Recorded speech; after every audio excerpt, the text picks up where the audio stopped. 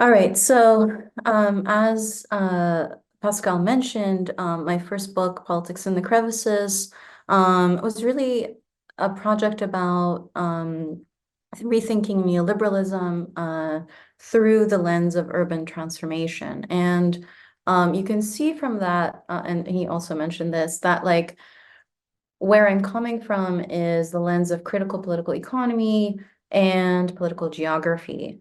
Um, and so one of the things that I encountered a lot as I was finishing up this project was conversations about smart cities. And I, started to think about is, if I'm going to think about smart cities, what's the direction to take? Is this interesting at all? Is it not? So on and so forth. And that's how I got there was a circuitous way through which I got to this new project. But let me share my screen now so I can talk a little bit more systematically about it. All right, here we go.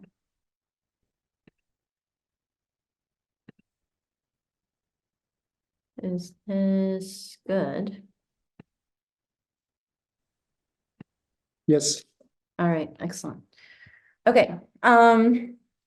So through smart cities, I started to get interested in the digital and the politics of the digital.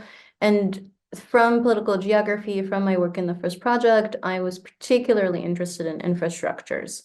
And what struck me about this field, when I was looking at it back then, I think is changing quite a bit right now in very exciting directions. And I think my two co-panelists will show that. But initially, the field was really focused on questions around the politics of privacy, surveillance, and good governance.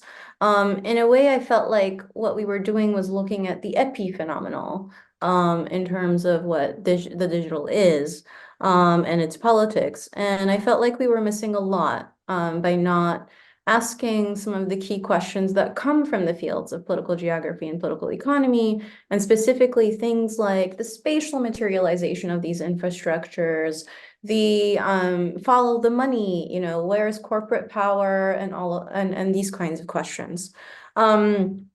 And that's how I started to think about, move to thinking about the cloud and especially the public cloud as a space that could help us rethink how we talk about or think about big categories and big questions that we care about within political economy, within political geography, through the lens of the digital. And there were several really fascinating studies that came out as I started to look at this. For example, Louise Amour's book on cloud ethics, Nicole Starosilski's book, The Undersea Network, and apologies for butchering that last name, Nick Cernigek's Platform Capitalism. These started really digging into some of these fields. And so from there, I decided to study the cloud. And so the question is, what is the cloud? How am I looking at it? I'll give you a small kind of introduction to that today. And then I'd love to hear more during the Q&A.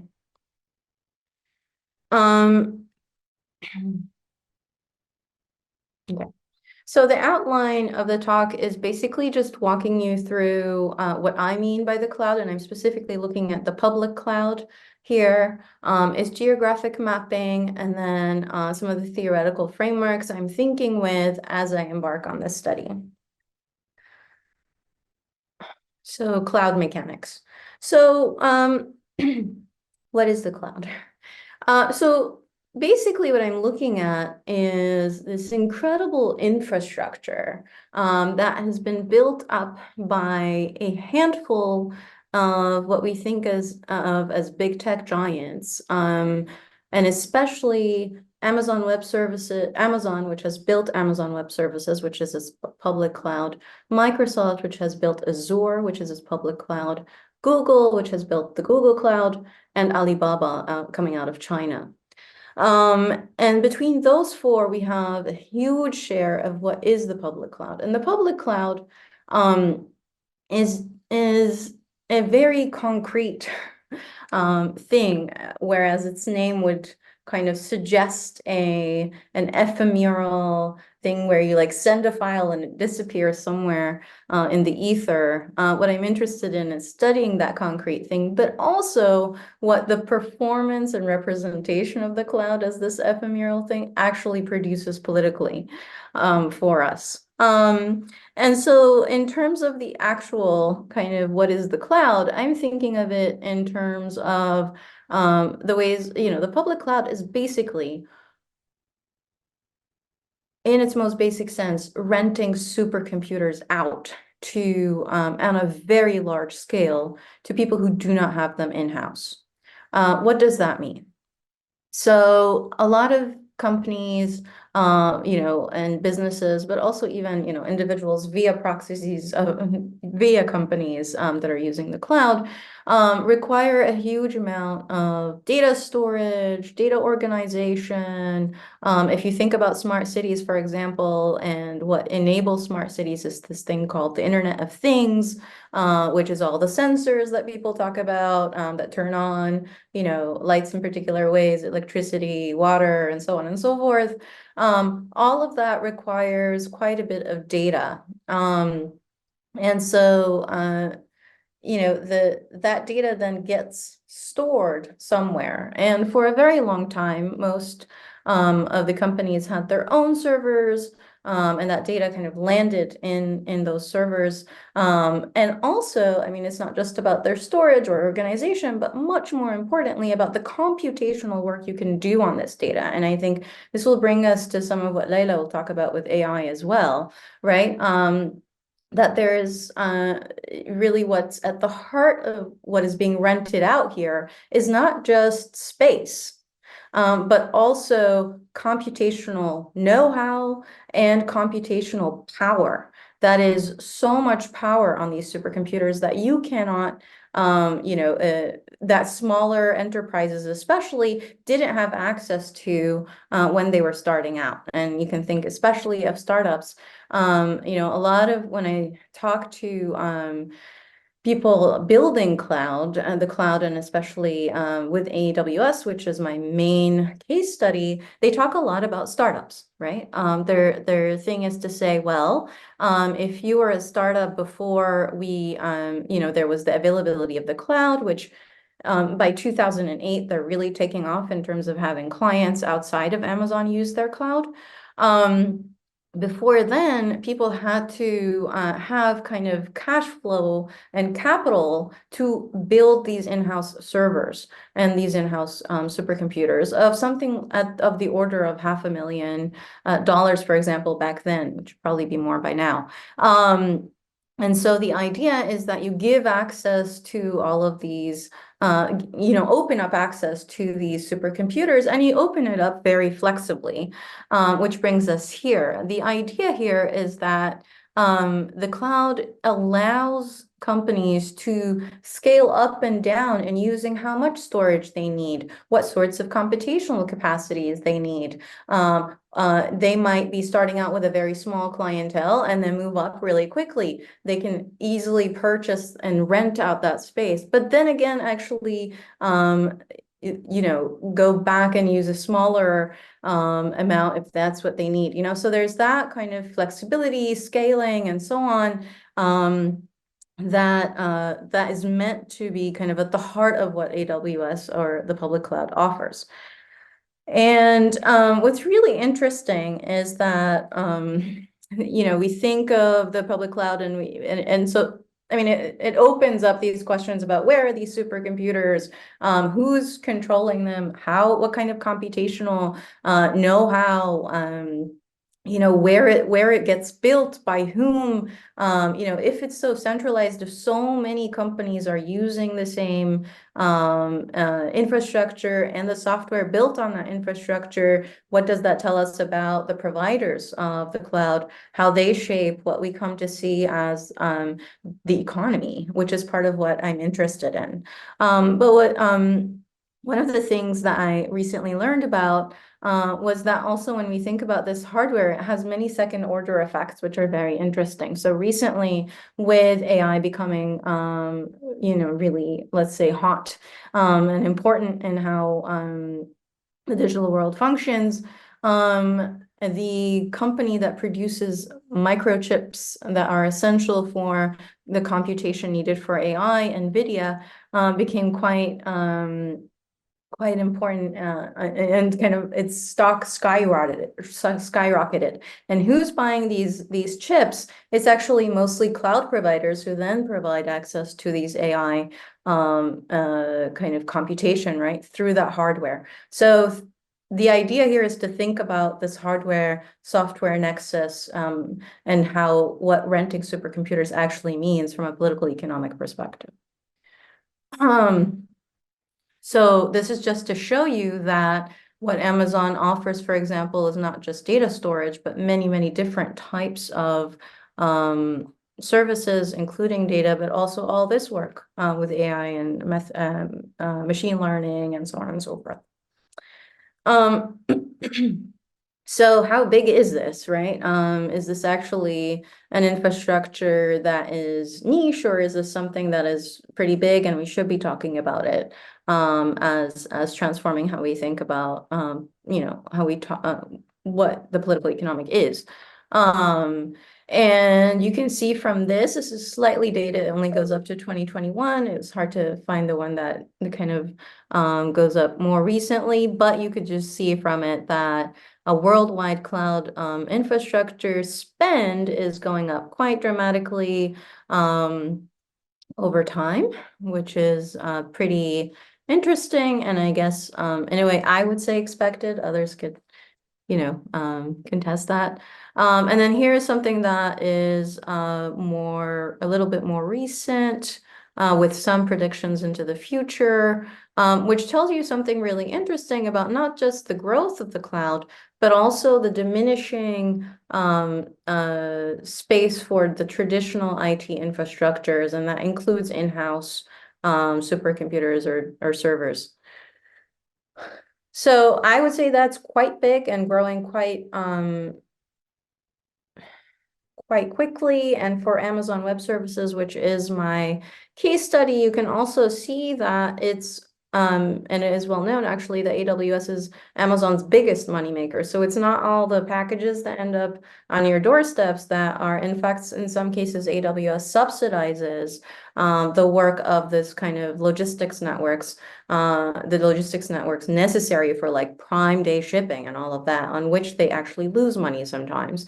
But AWS is kind of powering that arm of sort of Amazon.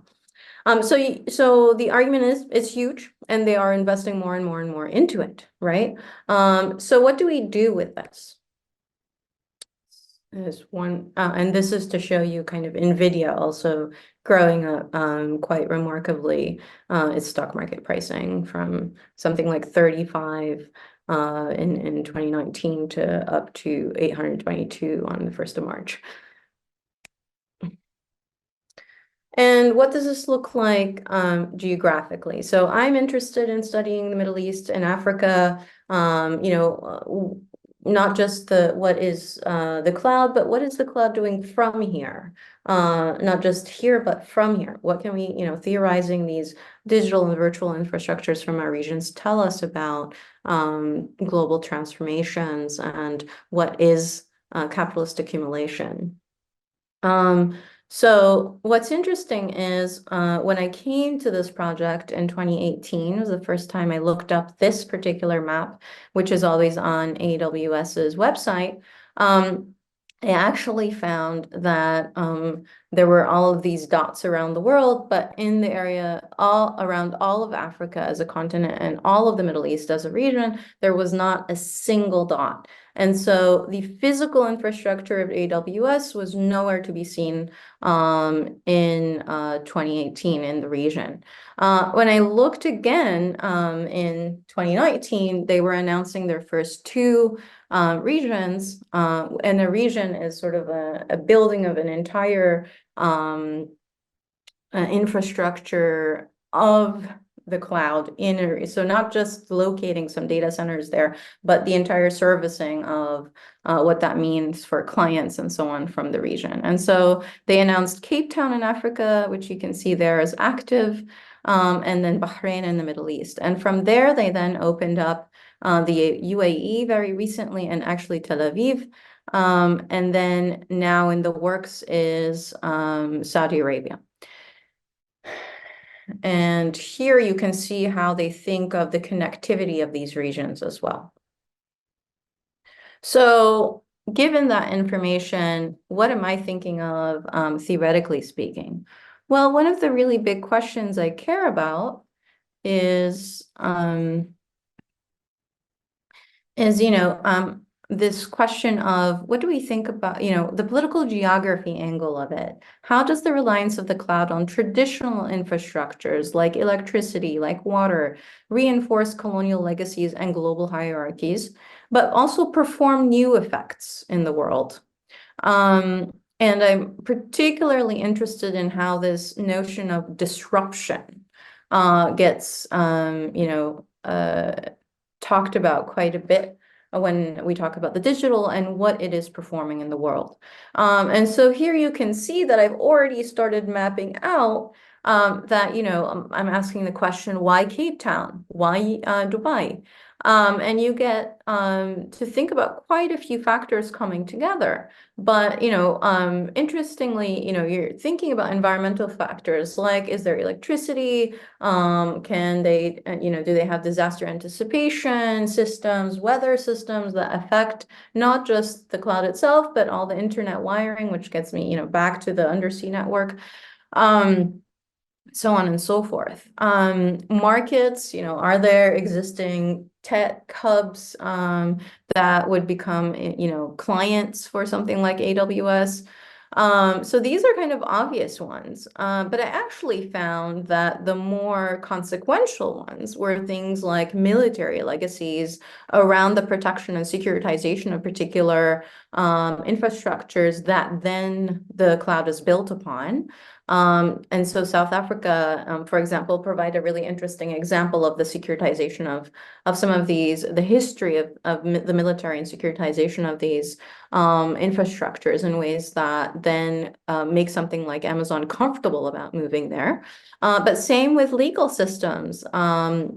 So the fact that South Africa can credibly threaten to uphold things like privacy laws, whereas other neighboring countries cannot do so, actually makes it so that Amazon decides, okay, I'll move to, secure your data within country, especially because your neighbors won't be able to enforce those kinds of laws as much as you can. So it's thinking about these kinds of factors that I'm really interested in, and how they intersect with the political economic. And so it's the layering of all of this on top of each other that I'm interested in. And so in terms of the political economic, I'm thinking about, what does the centralization of this kind of infrastructure with for private sector companies, AWS, Microsoft, Google Cloud, and Alibaba, which is not on here, but should be, which have a tremendous amount, almost 80% of the global share of all cloud infrastructures. What does that kind of monopoly do? What does it mean for how we think about corporate power? There was a lot of work on, for example, how infrastructures like the railroad produce something like the corporation. What about today with big tech's investment in infrastructures in particular ways? But also as we think about that, I want to think about how corporate power operates. So Microsoft Azure, am I doing really badly on time? Sorry, I'm not following. Just please let me know. Microsoft Azure is the leading in Africa over AWS. And why is that happening? Well, one of the things to do as you follow the money is also follow the philanthropy in my work. So you find that Azure got to Africa first, and I think, I have not confirmed this, but I think a big part of this is because the Bill Gates Foundation has a lot more presence in Africa than, say, AWS, and so it's able to kind of move ahead. So it's these kinds of connections that I'm really interested in. And finally, this allows us to ask big questions about, what does this idea or claims around the disruptive potential of the cloud, how does it engender reimaginings of the economy and its quote unquote limits, right?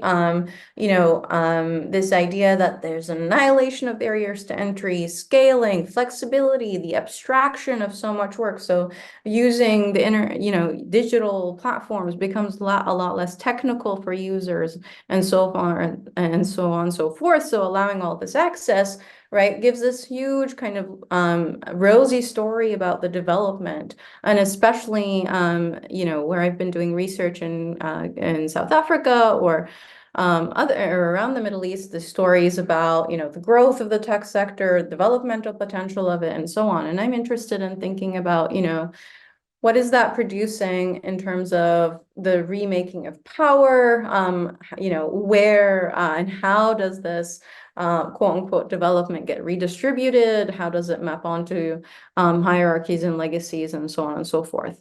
So I'll stop here and love to hear your thoughts. Thank you.